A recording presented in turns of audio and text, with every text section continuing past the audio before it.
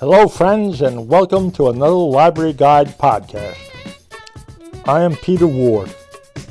Today's guest is Kevin Verbesy, SCLS Director. Kevin will be talking about the 2018 SCLS Annual Trustee Workshop. Kevin, thank you for being on the podcast. And what is the 2018 Annual Trustee Workshop given by SCLS going to be about this year? Our focus this year, Peter, is going, first of all, thank you for having me. Our focus is going to be becoming a media mentor. We have Claudia Haynes, who is a youth services librarian from actually out in Alaska, coming all the way east to visit with us. Claudia is the author of an ALA publication, Becoming a Media Mentor, a guide for working with children and families. And Claudia is going to talk to our member library trustees about the changes that are taking place with society, with the social media, with all the exposure that young people have to these things that perhaps they didn't quite have as much of in the past, certainly when we were growing up, and just to help them make healthy decisions with the type of media that they're consuming, what's age appropriate, and different ways that libraries, library staff can work to support not just the children, but their families, their parents, their caregivers as well. And we thought this would be a nice introduction for our member library trustees on such an important topic for our families and our communities. Why is it important for library trustees to understand this subject?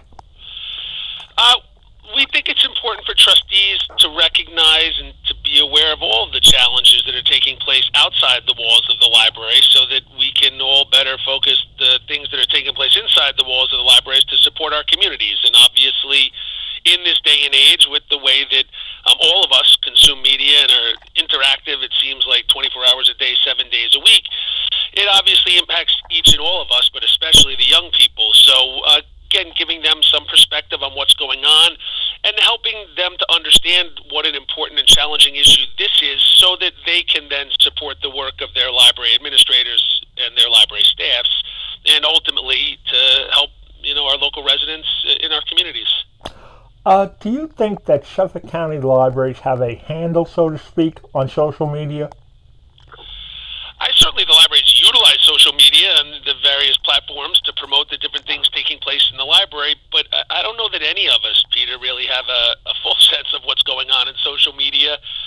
It is so pervasive and frankly invasive in the life that we all lead these days, so the more that we can make ourselves aware of what it is and hear from people who have studied this deeply to share with us, what their research has shown and what they've heard from the people who they've spoken with, can only make it easier and better prepare us to address any issues related to. And again, it's not just the social media; it's all the interactivity with the screens of the various shapes and sizes that all of us, are involved with this day and age.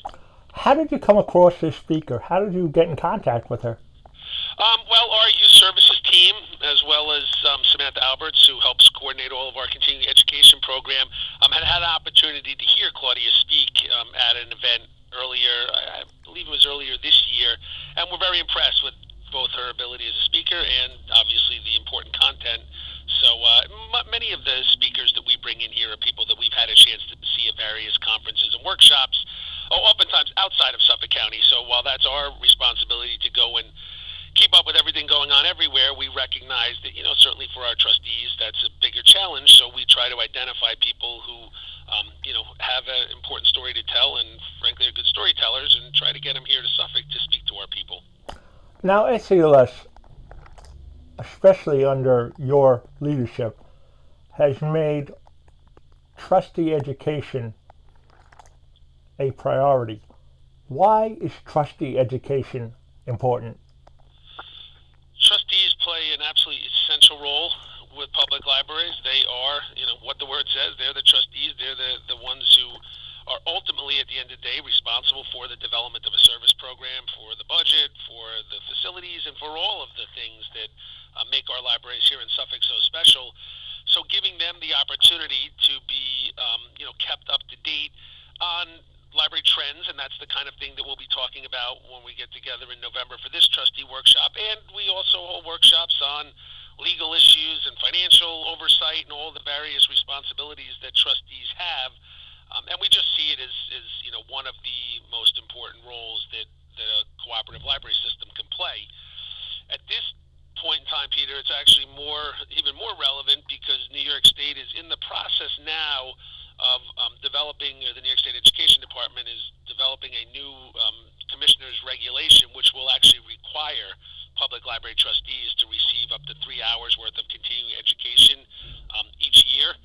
So this is, just one more step in the process of making sure that we're presenting opportunities for people within our libraries in all roles and responsibilities to get access to information that's relevant to the work that they do. Now, as they say, this isn't your first rodeo. So, what do you feel as someone who's been in the libraries a long time, whose father was a library director?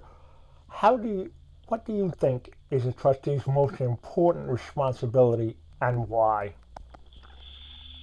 Well, I think, look, trustees, I think it would be hard to just choose one. I mean, certainly the most central responsibility of a board of trustees is to establish the mission of the library, because once a library's mission has been established, all of those other questions that library trustees, that library administrators, even the staff members, all those day-to-day questions, challenges, concerns we have, it's much easier to come to some type of a resolution of what the best way to handle something is when we know what our mission is. So I think that is probably the most central.